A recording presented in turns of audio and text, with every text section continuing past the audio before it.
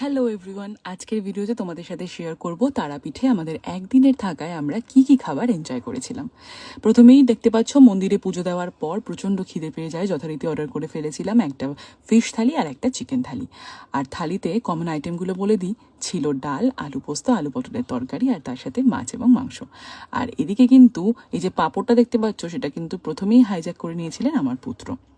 তারপর বিকেলবেলা ঘুরতে বেরিয়ে এদিক ওদিক ঘোরাফেরা টুকটাক কিছু কেনাকাটার পর যখন খিদে পেয়ে যায় তখন র্যান্ডম একটা হোটেলে আমরা ঢুকে পড়েছিলাম আর সেখানে অর্ডার দিয়েছিলাম চিকেন চাউমিন। সেটাও কিন্তু বেশ ভালো খেতে ছিল।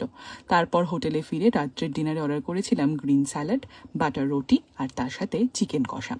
বাটার রুটিতে কিন্তু মাখনে ভরপুর ছিল এবং চিকেন কষার টেস্টও অসাধারণ ছিল।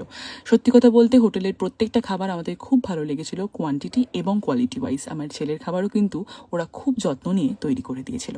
পরদিন সকালে ব্রেকফাস্টে খেয়ে নিয়েছিলাম লুচি সবজি আর তার সাথে একটা মশালা ধোসা। সেটা খেয়ে আমরা বেরিয়ে পড়েছিলাম আশেপাশে কিছু সাইট সিন করতে। আর ফিরে এসে দৌড়ে পৌঁছতে হয়েছিল স্টেশনে।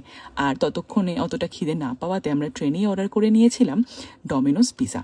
এই ছিল আমাদের খাবার মেনু। দেখা হচ্ছে নেক্সট ভিডিওতে। Till then stay well, bye by.